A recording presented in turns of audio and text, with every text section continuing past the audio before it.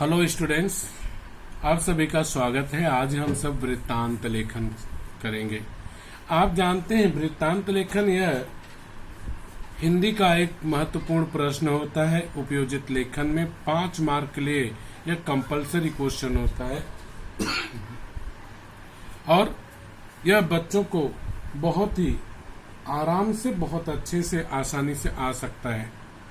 वृत्तांत लेखन में, जैसा कि इसके पहले जो मैंने वृत्तांत लिया तो उसमें मैंने स्पष्ट भी किया है कि वृत्तांत लेखन अर्थात किसी घटना का हूबहू ठीक वैसा ही संक्षेप में किया गया वर्णन होता है, उसे हम वृत्तांत लेखन कहते हैं। अर्थात जिस क्रम में घटना घटित हुई है उसी क्रम में हमें उसका वर्णन करना चाहिए, उसमें बनावट नहीं होनी चाहिए, कम शब्दों में हमें उसका वर्णन करना चाहिए, अर्थात गागर में सागर भरना चाहिए।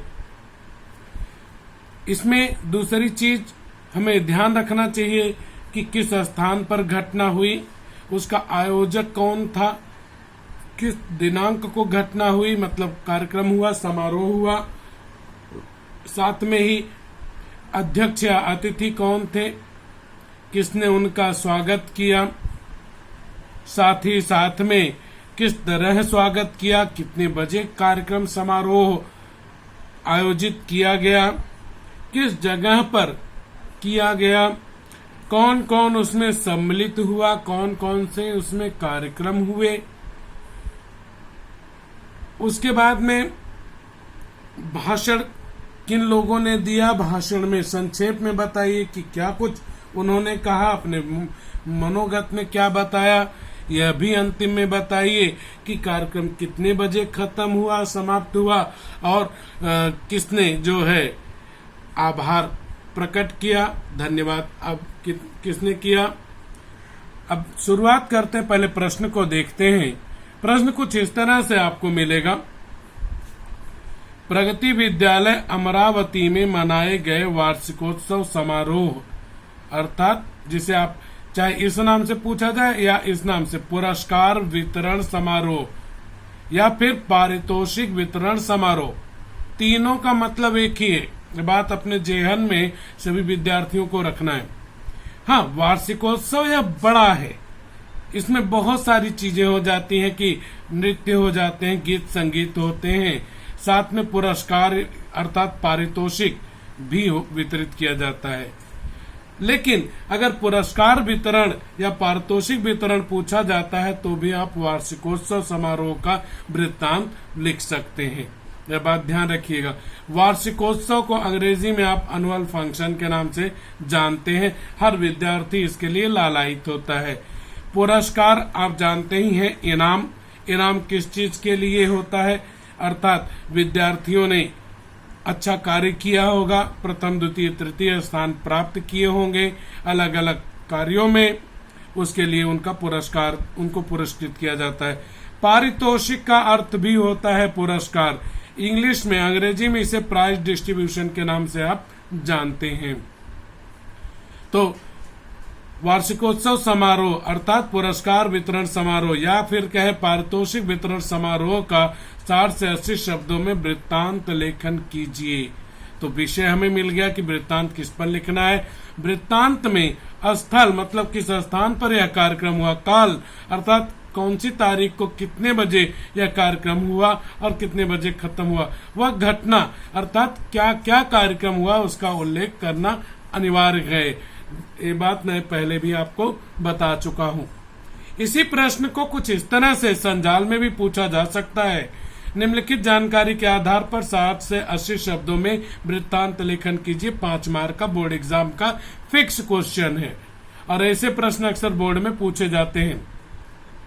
यहाँ पे चौखट में जो चारों तरफ आपको बॉक्सेस, 4 बॉक्सेस दिख रहे हैं, इनमें परिवर्तन किया जा सकता है, कुछ भी दिया जा सकता है। अगर ऐसा दिया रहता है तो बच्चों को आसानी होती है।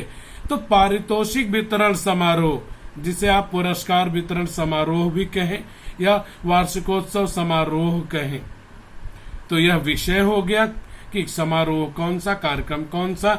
आगे है स्थान व दिनांक, किस तारीख को हुआ, किस जगह पर हुआ और कितने बजे हुआ। अतिथि या अध्यक्ष या मुख्य अतिथि कौन थे। साथ में कार्यक्रम का वर्णन, मतलब कार्यक्रम में क्या क्या कार्यक्रम आयोजित किए गए।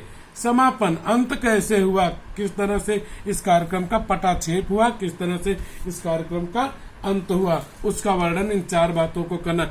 इसका मतलब यह नहीं है कि इन 4 बातों के बारे में 4 लाइन में लिख दे पंक्तियों में और आप कहें कि सर हो गया वर्णन। नहीं, वह पुरस्कार, वह जो है वृत्तांत लेखन नहीं हुआ। जरूरी यह है कि विद्यार्थी को प्रश्न को ध्यान से पढ़ना और समझना चाहिए।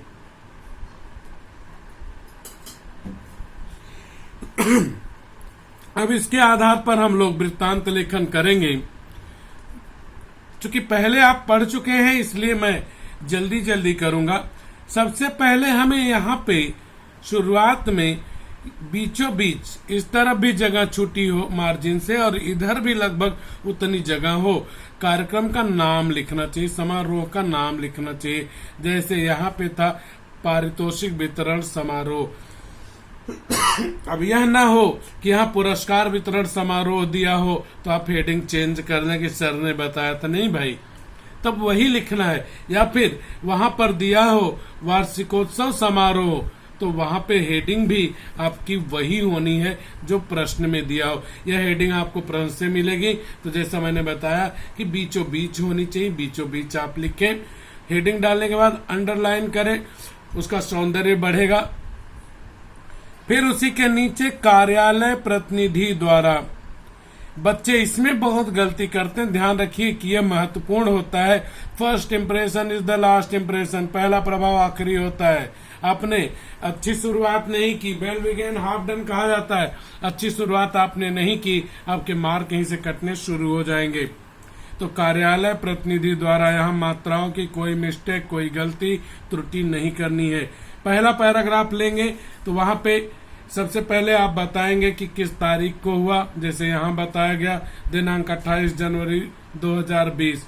यहाँ जनवरी की जगह आप अंक लिख सकते हैं 01 को। यहाँ पे ये ध्यान रखना है कि पुरस्कार वितरण समारोह, पारितोषिक वितरण समारोह, वार्षिकोत्सव समारोह यह दिसंबर, जनवरी या फरवरी महीने के पहले हफ्ते तक होते। दिसंबर में कब लगभग 15-20 दिसंबर के बाद से लेकर के 5-10 फरवरी तक कभी भी आप पारितोषिक वितरण समारोह, वार्षिकोत्सव समारोह आयोजित कर सकते हैं। थोड़ा ये ध्यान रखिए, ये नहीं हो कि विद्यालय खुला नहीं और आपने जुलाई में ही वार्षिकोत्सव कर दिया, वह गलत होगा। तो यहाँ पे सबसे पहले दिनांक और वर्ष आपने महीना डाल दिया, उसके बाद समय सुबह 10 बजे।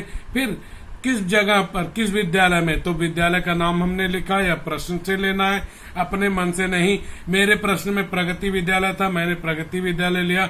आप में हो सकता है कि वहां पे लिखा रहे साधना विद्यालय, तो आपको साधना विद्यालय लेना है। मेरे में प्रश्न में अमरावती स्थान का शहर का नाम था, मैंने अमरावती लिया। आप में हो सकता है कोल्हापुर, सोलापुर, नागपुर, जलगांव, भुसावल, गोंदिया या फिर मुंबई रहे तो आप वह लेंगे। तो जो प्रश्न में दिया रहे अपने मन से कुछ भी नहीं लिखना है, तो देखकर प्रश्न से लेना है। तो यहाँ पे विद्यालय का नाम आ गया जिसने आयोजित किया है और जिस शहर में है यह विद्यालय उसका नाम आया।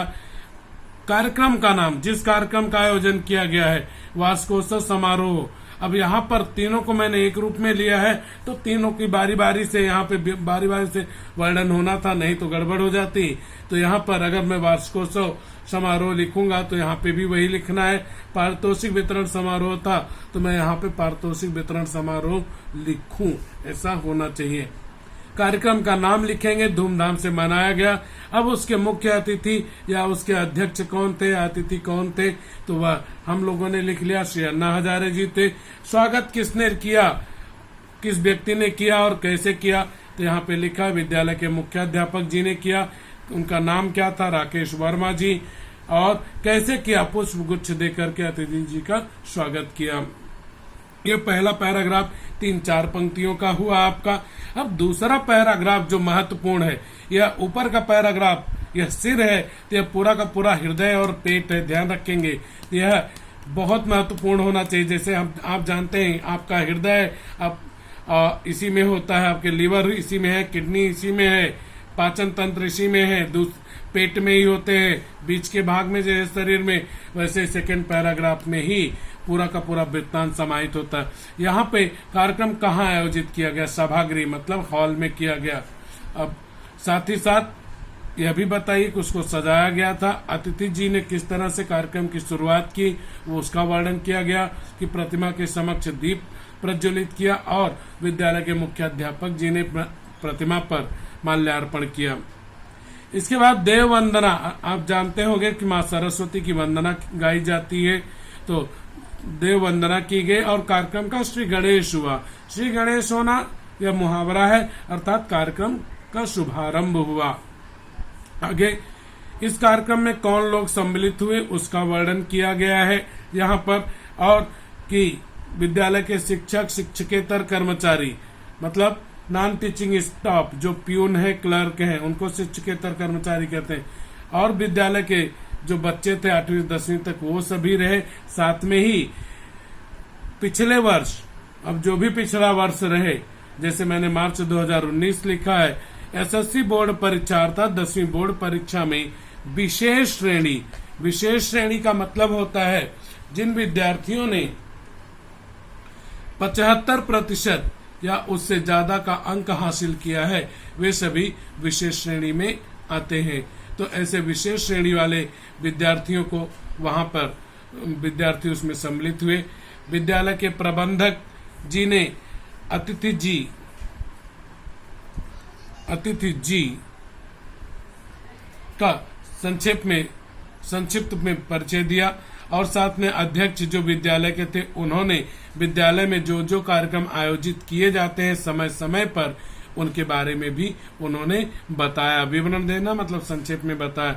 विद्यालय के छात्रों ने एक से बढ़कर एक रंग नृत्य प्रस्तुत कर सभी को मंत्र मुग्ध कर लिया, आकर्षित कर लिया। साथ में अब पुरस्कार वितरण हो गए, तो कार्यक्रम हो गए। अब हर कक्षा में जो बच्चे प्रथम, द्वितीय, तृतीय आए थे उनको पुरस्कार देकर सम्मानित किया गया। साथ में ही वार्षिक खेलकूद प्रतियोगिता में जो बच्चे प्रथम, द्वितीय, तृतीय थे उनको भी पारितोषिक दिया गया अर्थात पुरस्कृत किया गया। जो बच्चे मार्च 2019 की बोर्ड परीक्षा में विशेष श्रेणी अर्थात 75% के ऊपर, जिसे डिस्टिंक्शन कहा जाता है, पाए हुए थे, वे बच्चे वे छात्र तथा जो बोर्ड की परीक्षा में फर्स्ट, सेकंड, थर्ड अर्थात जो टॉपर्स थे, प्रथम, द्वितीय, तृतीय स्थान पाए थे, उन बच्चों को भी सम्मानित किया गया। बाद में भाषण की बारी आई और मुख्याध्यापक जी ने विद्यार्थियों को पढ़ाई में अधिक ध्यान देने की सलाह दी। उनकी सलाह सर्वोपरि होनी चाहिए। साथ में अतिथि जी ने भी पुरस्कार पाने वाले विद्यार्थियों को बधाई दी। यह दूसरा पैराग्राफ हुआ। उसके बाद बिना पंक्ति छोड़े हुए तीसरा पैराग्राफ की विद्यालय की जो सीनियर टीचर थी, वरिष्ठ शिक्षिका श्रीमती ललिता डोलस जी, उन्होंने कार्यक्रम में जो लोग उपस्थित थे सभी के प्रति आभार प्रकट किया, मतलब धन्यवाद दिया, थैंक यू कहा। इस तरह दोपहर 2 बजे समय बताना न भूलें। 2 बजे राष्ट्रगान के साथ पारितोषिक वितरण समारोह, वार्षिकोत्सव समारोह या पुरस्कार वितरण समारोह संपन्न हुआ। धन्यवाद।